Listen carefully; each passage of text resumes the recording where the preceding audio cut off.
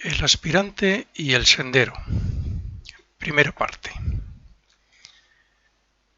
Tendría yo entre 25 y 30 años aproximadamente cuando ya llevaba muchos años leyendo pues todo lo que caía en mis manos, siempre y cuando se tratara de algo misterioso, principalmente, algo desconocido. Cuando comencé a tratar en esa misma época, comencé a tratar a unas personas que seguían a un señor llamado Eugenio Siragusa, un italiano que decía ser enviado de unos hermanos mayores extraterrestres que venían en naves espaciales. Entre la gente que conocí había un matrimonio con el cual pasamos mi esposa, otros amigos y yo muchas noches y madrugadas de fin de semana charlando sobre el fenómeno ovni, puesto que estos amigos eran seguidores de Eugenio Siragusa y habían hecho, bueno, lo que después para mí sería verdaderas barbaridades, guiándose por lo que decía. Y bueno, eran seguidores y forofos de este fenómeno ovni, de sus mensajeros, estos mensajeros que supuestamente vienen en naves espaciales, guías espirituales que cuidan de la humanidad, y que bueno, que cuando decían que cuando la humanidad estuviera en peligro, pues ellos vendrían con las naves a llevarse a algunos que ya estarían preparados como discípulos para que en un futuro, en una transformación de la Tierra, pudieran ser luego semillas de la nueva raza. Bueno, aunque algunas cosas podían tener cierta veracidad, pero lo cierto es que esto lo que tenía más es de falsedad y de invención que de algo verdadero. El sendero del aspirante a, no sé, a contactar con un maestro, con un guía espiritual, el sendero que normalmente llamamos de sendero de perfección, sendero del discipulado, etcétera, es algo parecido, aunque el fin, por supuesto, no sea ser semilla de una futura raza. El fin del que comienza en este sendero de perfección o del discipulado, pues es simplemente superarse a sí mismo, espiritualizar su carácter y contactar o identificarse con su yo superior y desarrollar sus poderes, etcétera. Entonces no es, por supuesto, ser la semilla de esa futura raza tal y como lo interpretaban mis amigos. Estos amigos me contaron un día lo que ellos algunas de las cosas que ellos habían obtenido, conocimientos, por ejemplo, sobre la reencarnación y sobre el karma.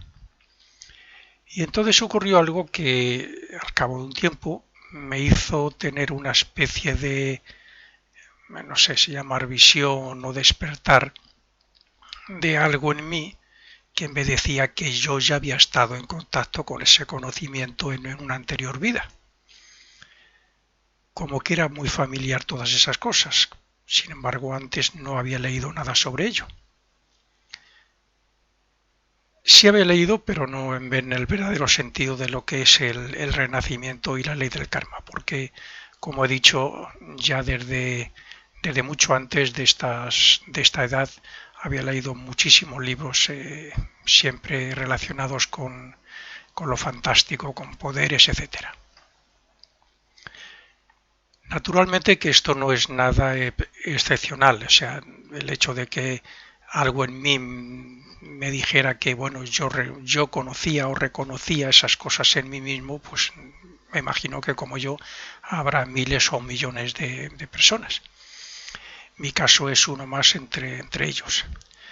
Pero cuando me hablaron de la reencarnación y del karma y del cielo y de tantas cosas, recuerdo que les pregunté a mis amigos, ¿cómo es posible que hayáis dejado de interesaros por esas cosas y hayáis vuelto a vuestras antiguas costumbres y malos hábitos personales?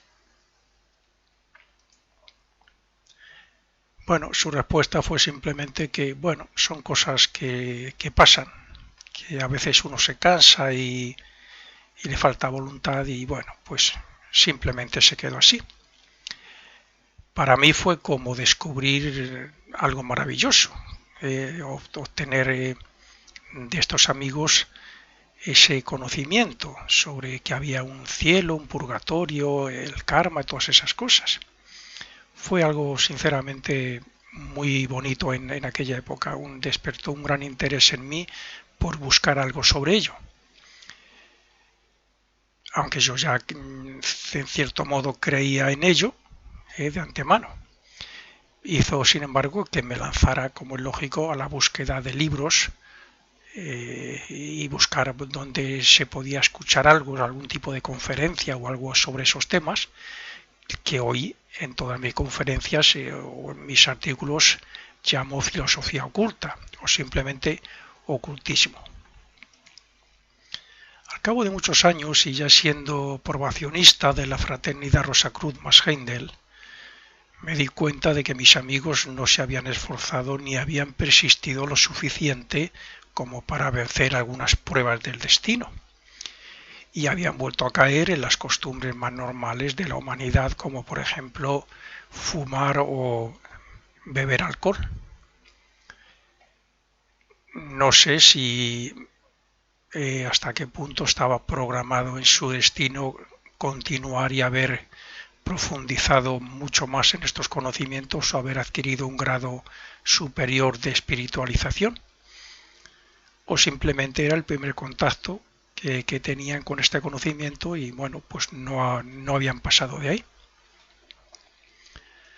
Cuando una persona, como en mi caso, siente, o como en muchos casos, siente la llamada o rememora internamente de alguna manera algo relacionado con la filosofía oculta y sabe casi a ciencia cierta que debe continuar un desarrollo espiritual que comenzó en el pasado, puede asegurar que tiene el compromiso de hacerlo desde antes de nacer.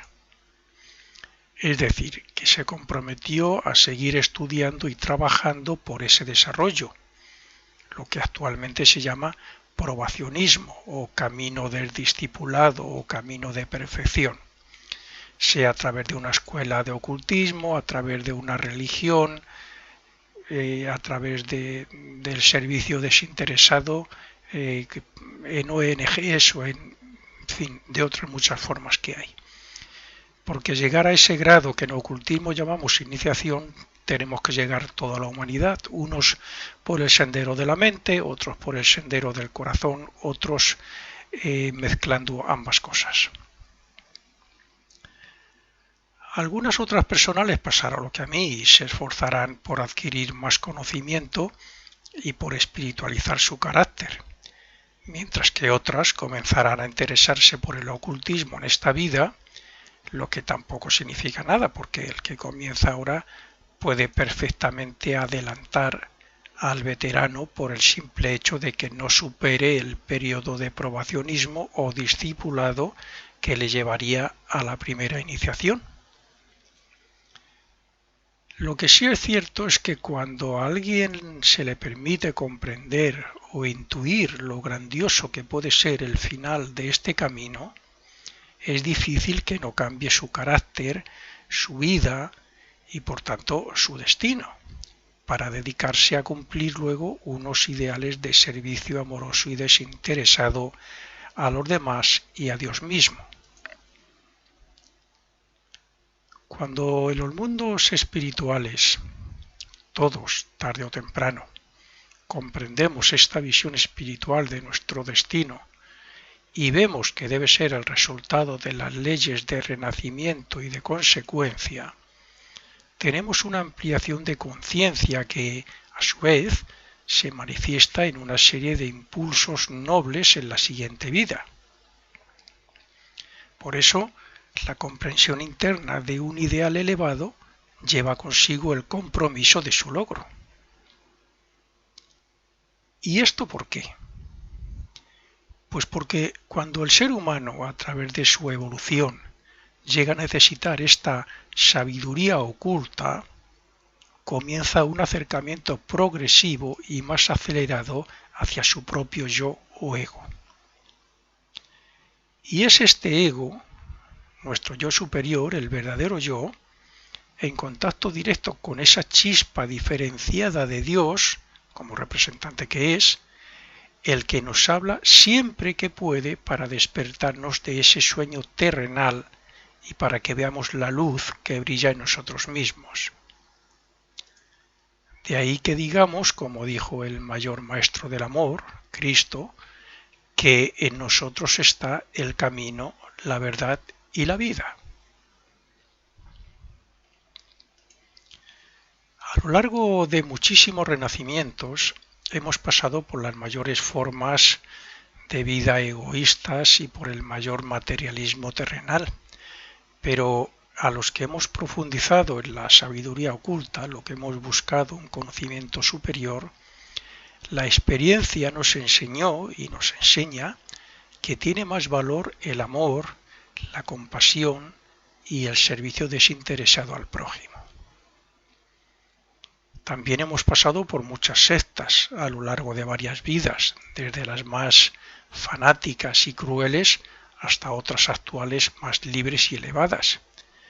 Pero de todas hemos aprendido a ver y a comprender el mal, porque en ese momento y estado de conciencia lo necesitábamos. De hecho, yo soy de los que piensan que todas las religiones son necesarias, porque unas personas están más evolucionadas que otras. Hay religiones para los que están en un determinado grado de evolución y otras para otros.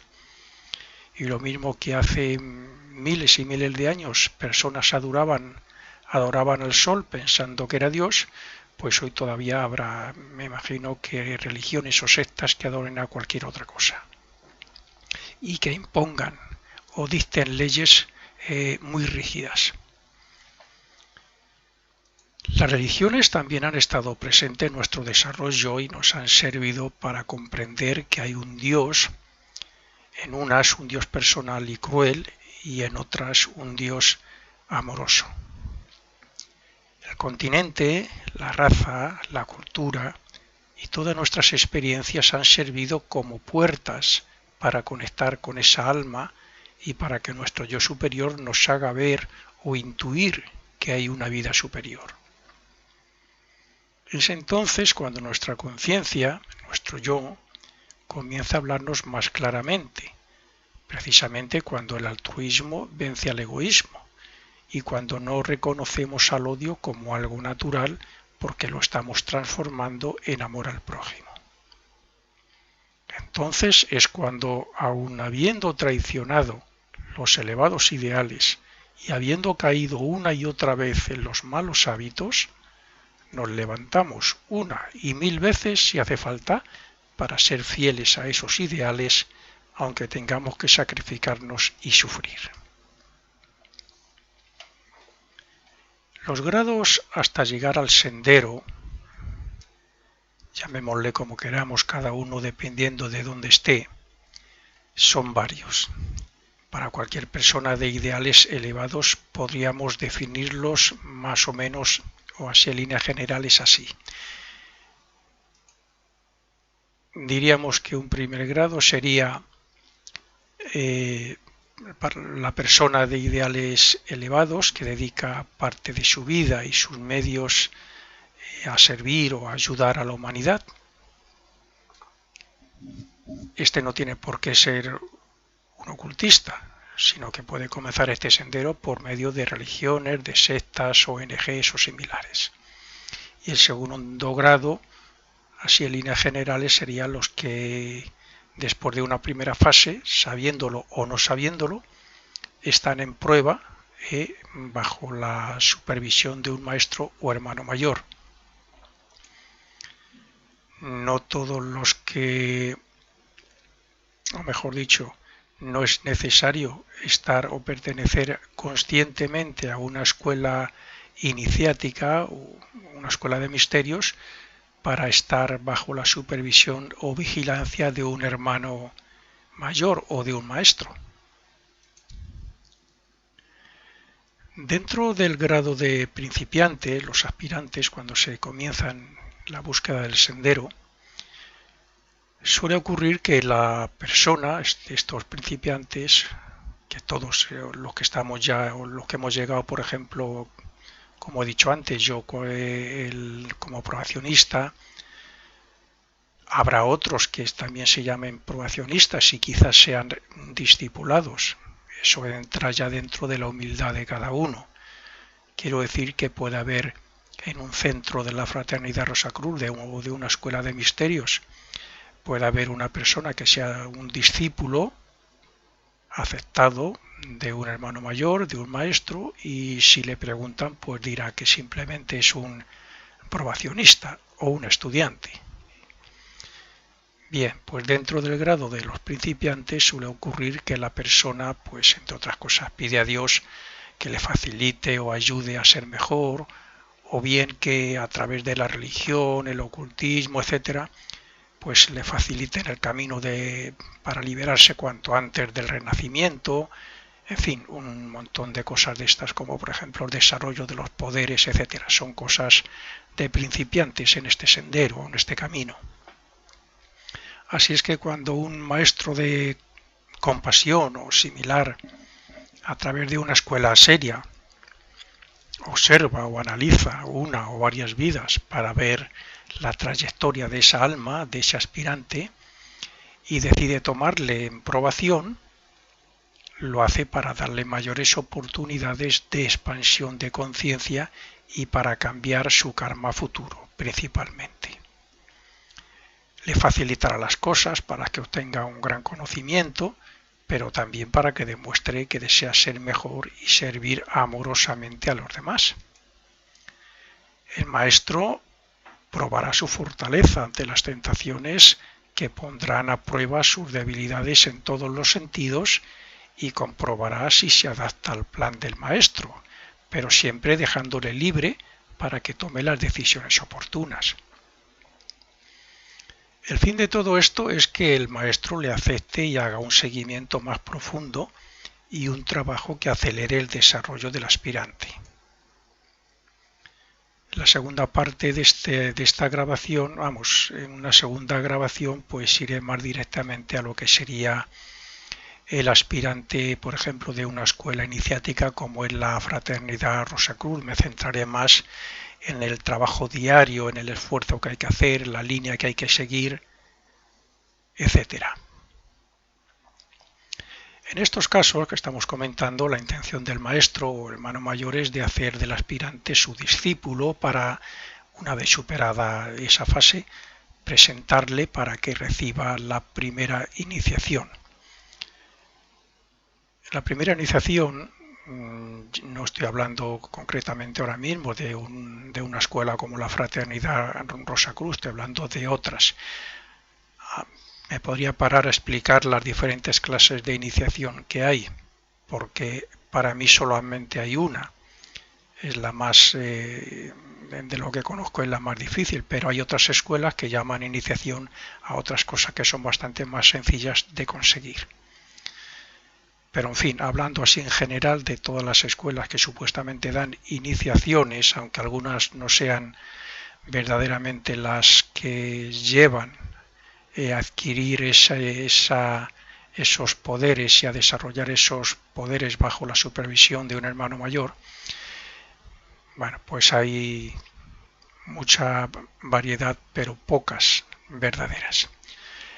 El hermano mayor no, como decía, no obliga ni exige obediencia. Un verdadero hermano mayor de una escuela de misterios no exige a un aspirante a la iniciación que sea un perrito fiel, ¿no? Ni un servidor ni nada de eso. Solo da las pautas y ejercicios que debe seguir el aspirante y el resto ya es cosa del aspirante mismo, el cual puede o no aprovechar la oportunidad de evolucionar más rápidamente. El periodo de prueba para hacerse discípulo de un maestro suele ser de entre 5, mínimo 5 años, puede entre 5 y 7 diría yo. Aunque claro, hay quien consigue ser discípulo y llegar a la iniciación en menos tiempo, porque demuestra un, no sé, pues un gran desarrollo intelectual ya trabajado de otras vidas, un amor al prójimo y un deseo de ayudar altruistamente a la humanidad que son muy bien valorados por el maestro. Entonces, si se esfuerza y persiste, lo puede conseguir antes. Evidentemente, también hay otros que se pasan muchos años y no pasan de ser probacionistas, o sea, de estar a prueba simplemente ante un maestro. No pasan porque esperan resultados rápidos, cuanto antes, pero no llegan y terminan por no esforzarse en superar sus defectos ni las pruebas. En estos casos el contacto con el maestro o con el hermano mayor se pierde pues al cabo de no mucho tiempo. Naturalmente que el hermano mayor inspira y ayuda al discípulo, pero es este quien debe esforzarse y sacrificarse si de verdad quiere aprovechar la oportunidad de adelantar varias vidas y hacerse un colaborador de los guías de la humanidad. Así, se dice que cuando el aspirante se convierte en discípulo, dando muestras de que está preparado para ser un amoroso, responsable y fiel colaborador de la obra u orden que represente el maestro, entonces éste le presentará como candidato y generalmente ante un padrino, un hierofante y posiblemente varios testigos, podríamos decir, otros candidatos, pues recibiría la primera iniciación. A partir de que el aspirante comienza a recorrer el sendero del discipulado, el sendero de perfección, el sendero que lleva a la iniciación, todo su esfuerzo se centrará en servir amorosa y desinteresadamente a la humanidad y a hacer los ejercicios y deberes responsablemente bajo la supervisión de su maestro, con la única intención de que la personalidad vaya disminuyendo en poder a la vez que se fortalece el lazo con el yo superior.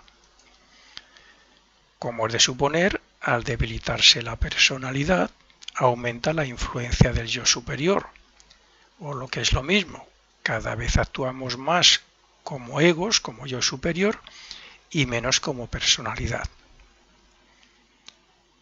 Esto lleva consigo dos nuevos aspectos del progreso. Esos dos nuevos aspectos suelen ser, primero, el desarrollo de poderes como la clarividencia o la salida del cuerpo físico conscientemente, y el segundo, pues que hay una mayor conexión entre el triple espíritu, el ego y la personalidad, ya como discípulo. Aunque aquí no toca, diré que uno de los obstáculos que el aspirante debe superar para alcanzar la iniciación es el hecho de vencer al llamado normalmente guardián del umbral, el cual es ni más ni menos que una especie de entidad que representa y está formado por todas las maldades cometidas en el pasado y que aún quedan por superar. Hasta que no se vence a este ser por medio de la superación y la espiritualización de uno mismo, no se podrá ser consciente de los mundos invisibles.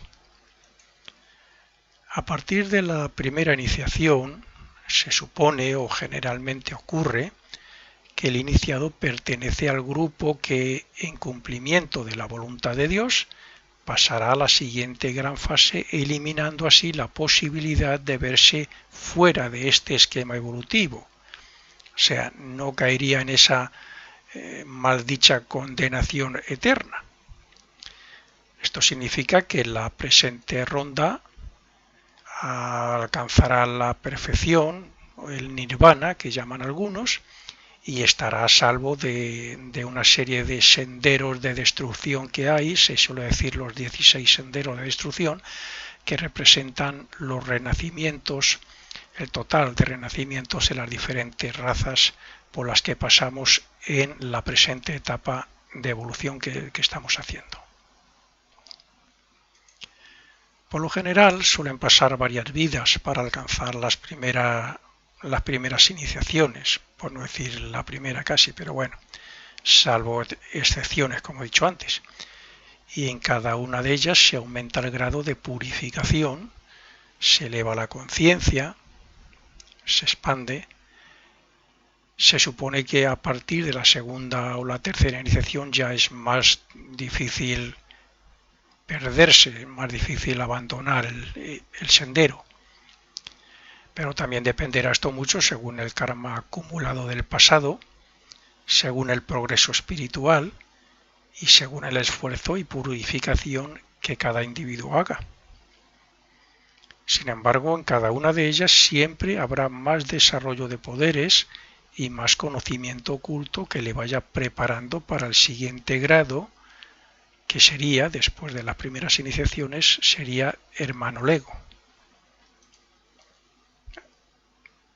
Cuando hablamos de purificación y de liberación del peligro de no pasar a la siguiente ronda o etapa, como he dicho antes, estamos refiriéndonos a que el discípulo debe esforzarse mucho por purificar su carácter y, por tanto, para vencer todos sus defectos, todo lo relacionado con la personalidad. Y hablando de estos obstáculos, pues veamos algunos de los que habría que superar. Por ejemplo, el primero podríamos decir que sería pues trataría de habría que superar la incredulidad o duda en respecto al plan evolutivo de Dios del que él, el aspirante, es parte, y respecto a las leyes que intervienen en dicho proceso evolutivo, gracias a las cuales él obtendrá una conciencia como Dios y un desarrollo de sus poderes latentes divinos. Un desarrollo que han de convertirlos en poderes dinámicos. Varias vidas antes de poder alcanzar el probacionismo, este aspirante, ese alma, debe pasar de la incredulidad a la duda como mucho, para luego pasar de la hipótesis a ya tener unos ideales elevados formados, un conocimiento oculto, que una vez vividos ya y experimentados prepararán al candidato para que pueda alcanzar incluso la iniciación. Es cierto que mientras haya dudas el candidato no pasará o no suele pasar de ser un aspirante más.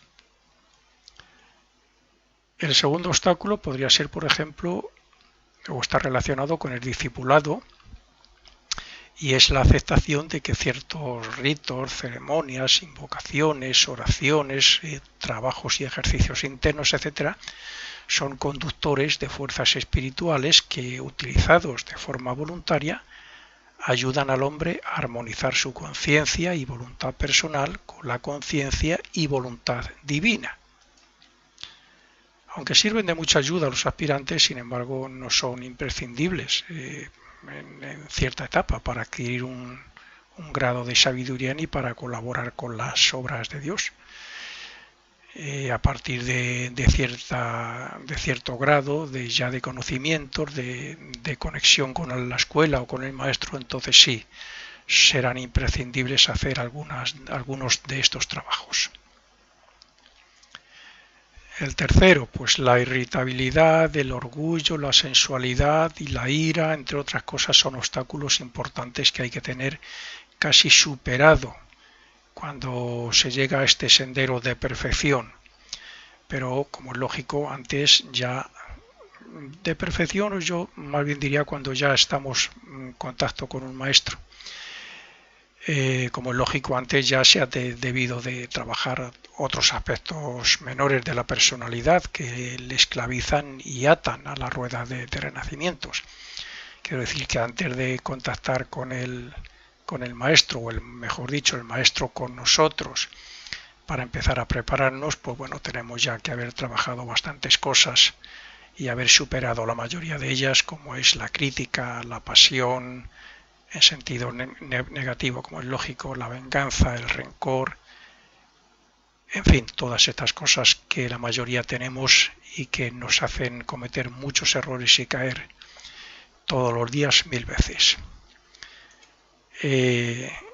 Hablando sobre esto, recuerdo que alguna vez en el centro de Madrid, cuando llegaba un principiante que contactaba por primera vez con la filosofía oculta, supuestamente en esta vida, se asombraba de este conocimiento y se dirigía a los probacionistas diciendo: oye, tú ya debes, no sé, debes de ser un ser muy elevado y tener poderes de ser. No, no, no, mira, yo soy un simple aspirante espiritual como tú, que tengo algún conocimiento, que trabajo, hago algunos ejercicios, algunas obligaciones que me he comprometido a hacer con el maestro y poco más. O sea, pues bien, aun siendo probacionista, por supuesto que se tienen muchos errores por superar y muchas faltas que cometemos a diario.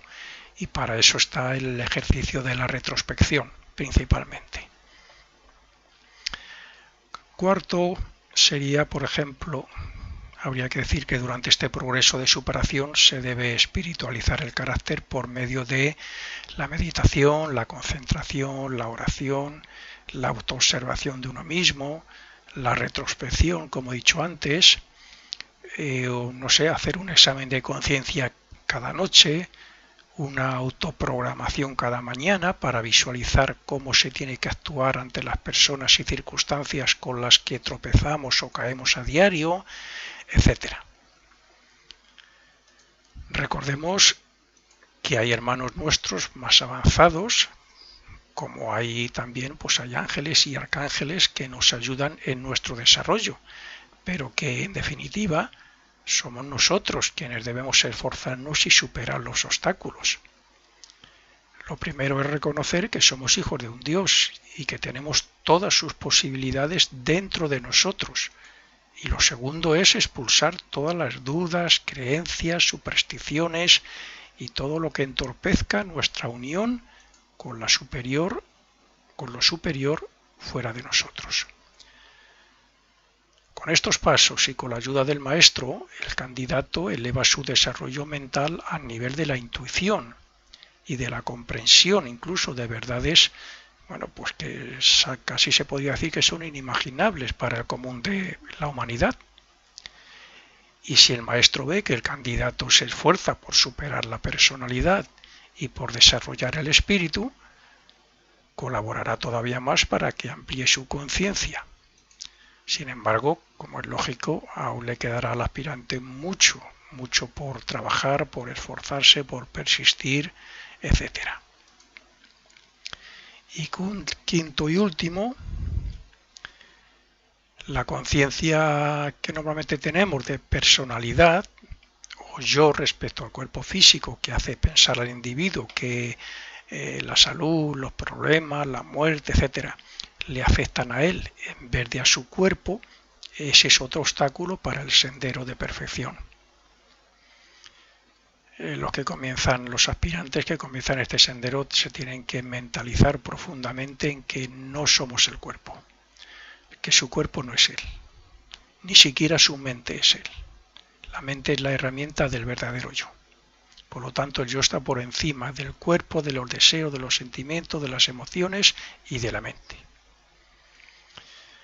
Cuando se desarrolla el discernimiento, la observación y la capacidad de análisis, a la vez que se adquieren elevados ideales y conecta con alguna religión o escuela oculta, elevada y seria, comienza entonces el aspirante a comprender que la mayoría de lo que pensaba que era el cuerpo físico, las emociones, etcétera, en realidad pues se da cuenta de que en realidad no son él.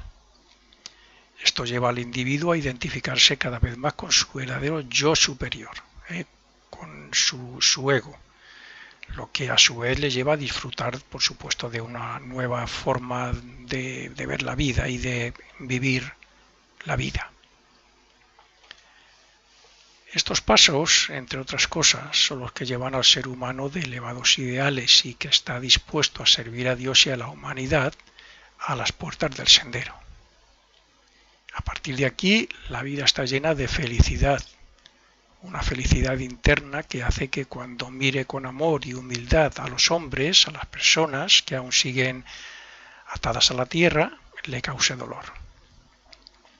Este aspirante a la iniciación se hace mensajero de Dios entre sus hermanos, imitador y practicante de la obra de Cristo, colaborador de las jerarquías superiores para eliminar cuanto antes la ignorancia y el apego material de los hombres, y luz para alumbrar a sus hermanos que andan en la oscuridad.